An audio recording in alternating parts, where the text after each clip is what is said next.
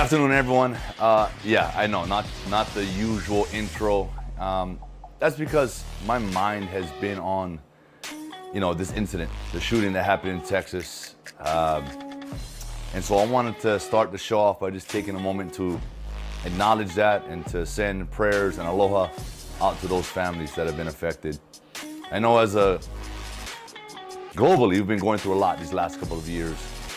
But, these shootings that have been happening more frequently in places like schools, grocery stores, churches even. I don't know where that stems from, but I know this. I know that there's people out there that need help, that need aloha.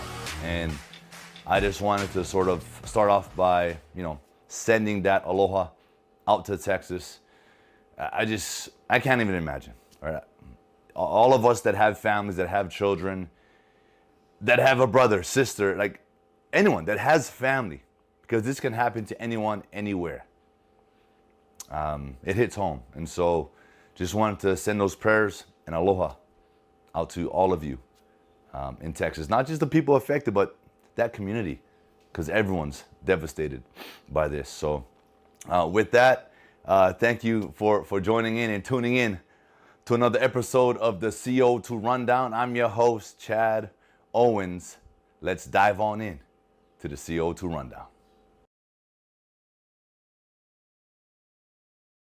Jason Kaneshiro has an article in today's Honolulu Star-Advertiser highlighting, yet again, our University of Hawaii Rainbow Warrior men's volleyball team.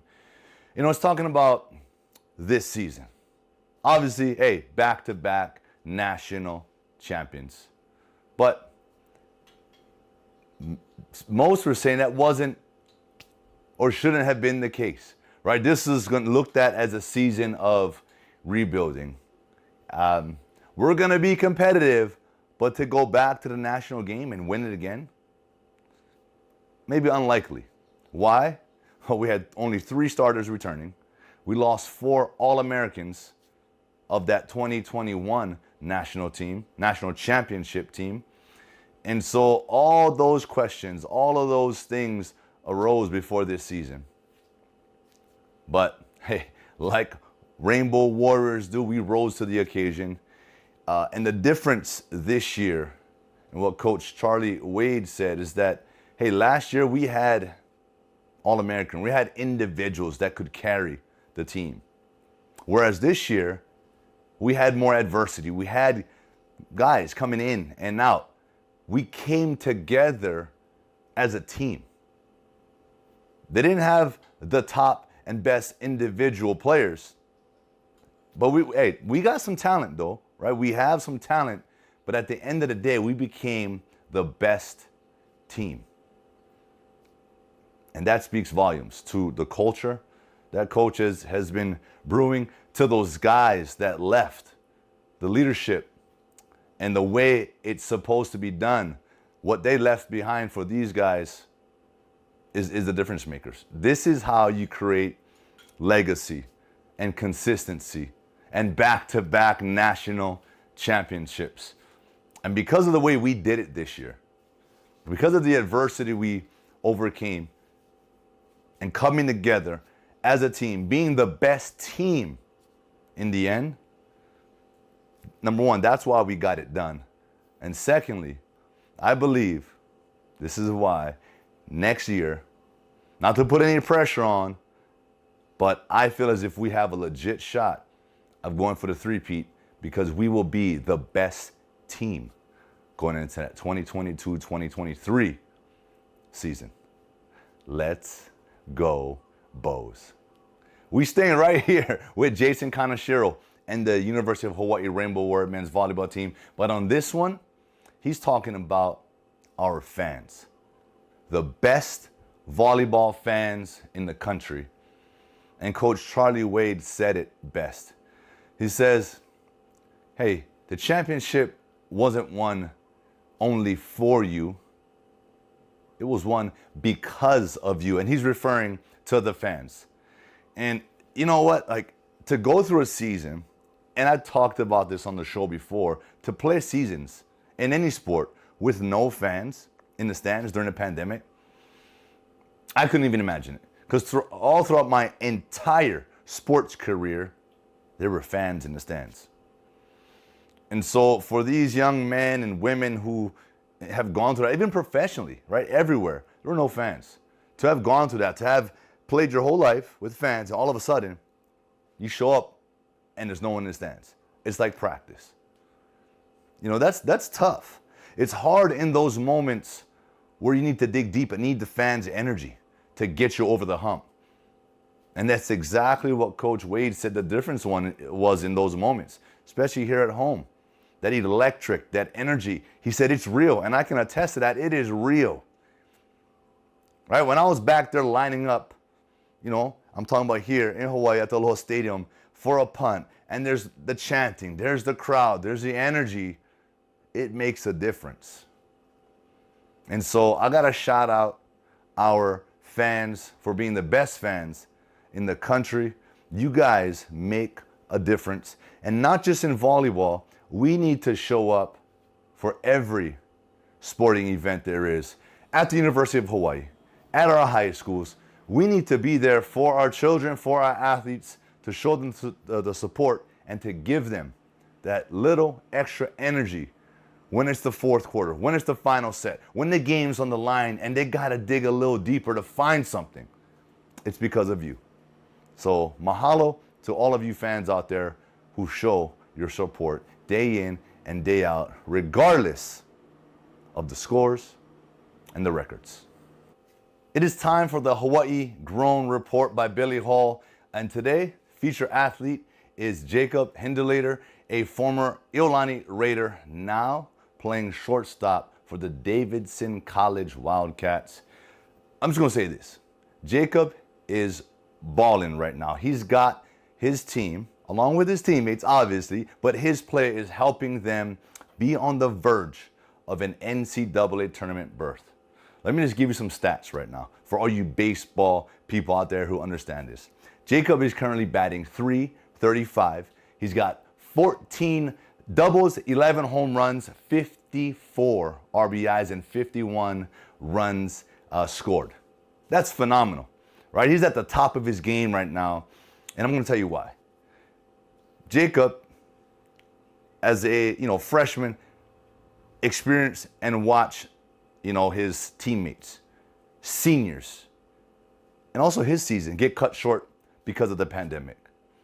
He witnessed seniors play their last baseball game ever. And that's it, just like that, done. And he's saying because of that experience, he and his teammates that experienced that gain perspective on enjoying the moment, being present, making every practice, making every play count, making every game count. Not just during those times, but hey, the times outside of the field, outside of the school space, enjoying each other's company. And he said it's because of that, loose, relaxed, let's just have fun feeling has allowed them to play loose and relaxed. In sports, the more loose you can be, the more relaxed you can be, the more prepared you are, the better you play. That's just the way it is. And so, you know what, Jacob, you along with so many other athletes out there have gained so much perspective through the pandemic. So, hey, congratulations on that. That's a way to take adversity and allow it to fuel you and just provide that perspective that you need to be your best. So good luck, finish strong, and go get that NCAA tournament berth. Our University of Hawaii Rainbow Warrior baseball team has a special player. They're all special. But today, Stephen Tsai is talking about fan favorite Scotty Scott and his journey and his career, what he's had to go through, all the adversities, and where he's headed. And so with that, I got a chance to catch up with Stephen, and we talked about Scotty Scott. Check it out. Okay, hey, my guy, Stephen Tsai. Man, thanks for joining me here on the CO2 Rundown again. How you doing? Congratulations on another family graduation, huh? Oh yeah. My daughter just Sierra Lynn just graduated 8th grade, so she's getting ready to head to high school next year. She's going to Honolulu. All right, it's a good school. It's gonna There be you fun. go. Fun times ahead. And talking about fun times ahead, we want to talk about Scotty Scott. He's a fan favorite for our University of Hawaii Rainbow Warrior baseball team. Tell us about Scotty Scott. He's from Texas, and he's tough, and like he takes so many beanings. He stands really close to play. He's just an aggressive guy. He's running hard. I don't know why he's not a slapback. I mean, if you're from Texas, aren't you supposed to play football? They say, yeah. But Friday Night Lights, but I guess he wants to play on Friday and Saturday and Sunday, and that's the beauty of baseball. You play a lot. Yeah, but you know what thing, Coach Pat, Coach Hill, sorry, Rich Hill talks about Pat Hill. I went back to like my Fresno there State you go, days there, yeah. Stephen. Wow, there's some blast football. from the past.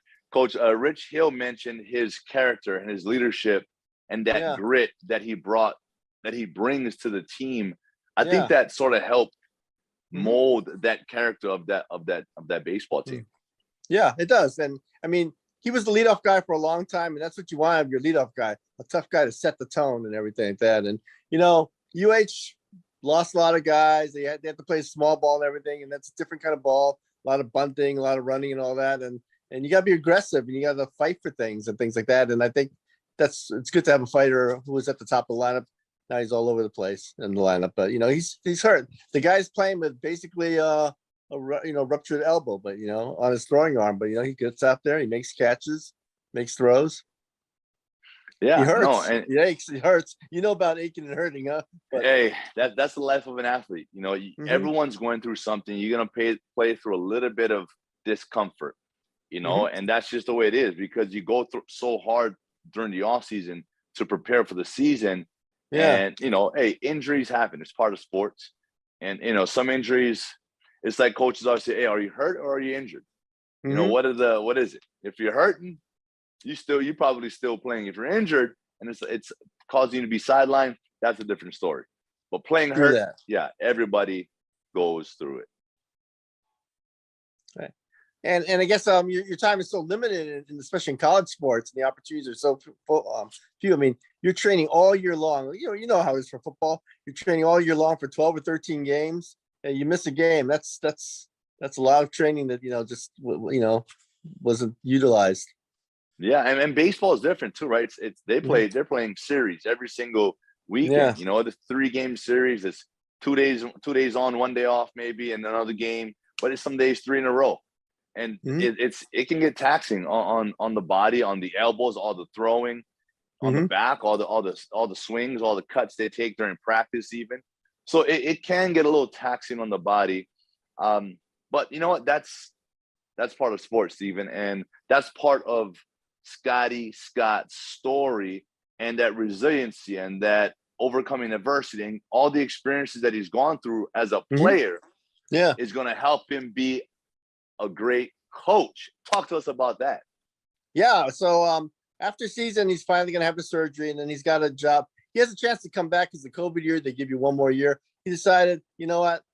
I'm done playing. I want to help him coach. So he's coaching some youth leagues right now, but he's going to coach at Cuesta College and get his coaching, career underway. And that's the beauty. He just wants to stay in the sport, and why not? If you can get into coaching early, get into coaching early. If anything, to kind of be active and keep with the sport. And you know what? If he still wants to play, I'm sure there are a bunch of softball leagues that will have him. Yeah, I'm sure. And I saw he quoted him saying, he hopes one day that his son will be playing baseball for the University of Hawaii. I mean, that's something I'm literally like, I saw that and I'm living it right now, right? My son, that is something, isn't it? Playing football, and it is a dream come true. And and he just may go out for the baseball team in the spring. Just saying, Stephen. Just saying. He should. Yeah. Why not? Yeah. He's got speed. He can catch. He can throw. That's pretty much it. He's actually a really good baseball player. So we'll see what happens there. But here's what I want to talk about to finish up. It's like I feel like our baseball team started to hit their stride midway, 3/4 of the way through. it's like, man, if we just had a little bit more length of a season and more of a chance to, stay on this momentum, we'd be right there in the thick of things, right? Giving ourselves a chance. But I think next season, we're going to be in a way better place starting out, right? It was a new regime this year, new culture being built. Not trying to make any excuses for our guys, but we found our stride. And, man, we've proved that we can be a really good ball club. And that's a shame because the Big West, I believe, is the only baseball college league that doesn't have a postseason tournament. And I get it waters it down, but you gotta have people give a chance. Like, you can't have a bad March or something, and all of a sudden you're out of it and you've got nothing to play for in the next 2 or 3 months. You've got to have something to play for. And it's not so much Hawaii trying to fight for second place, which doesn't mean anything if you finish second or 11th, but the fact is, when the team's fighting for sixth, when every team has a shot, when every game at the end of the season means something, that's good for the fans. That's good for teams. That's good for everybody. And, it does reward teams that get strong at the end. Hawaii right now is one of the hottest teams. They've won 7 series in a row. They're just doing phenomenally. I think they're 15-3 the last 18 games. They're just a team just on the rise and everything. And I think it's too bad they don't get rewarded for that. And I agree. Every sport, the pros, major leagues, NFL, every team rewards teams that don't win divisions or anything. But and a lot of times you'll find, right, it's the wild card that wins the Super Bowl. So I mean, I think it's good. It gives everyone a shot, and it's more. But the voting's out right there. I think there's one coach holding out, and it's a shame because I think everyone needs to be rewarded, and it'll get more teams into the tournament if you have a tournament winner and you have a regular season winner in there. Yep, I agree. So, hey, regardless, this is the finale for our Rainbow Warrior baseball team this weekend. Hey, good luck to them. Let's finish strong, and let's just build off of this, right, going into next season. That's the way I'm going to look at it. We got to take the positives and build off of it, and be even better come next year. And what's coming around the corner? Because sports never ends. Football's just starting their training again. They're in the off season, and this is where games are won. It's won in the off season. This is where you get bigger, stronger, things like that. And training camp's going to be to hone the offense, the defense. But the off season when nobody's watching except your coach, your strength coach. I mean, that's where the work's put in. That's where games are won. And that I used to see you out there on the summers. Nobody's watching you. You're even bringing out the old, your own water.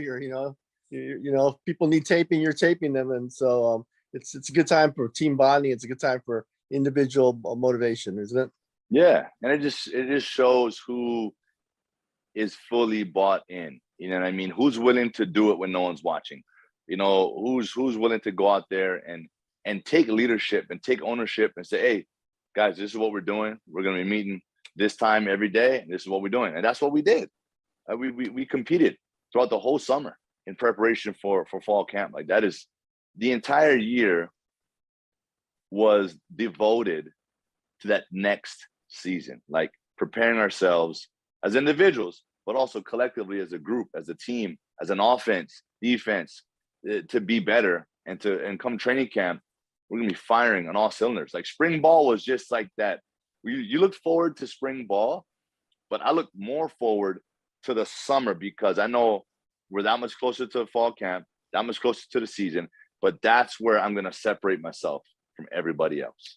And you know why, too? Because, Fresno State and San Diego State and UNLV, they're doing the same thing in 100-degree weather, and they're not taking days off either. So if you're not keeping up or if you're not setting your own pace, you're falling behind, right?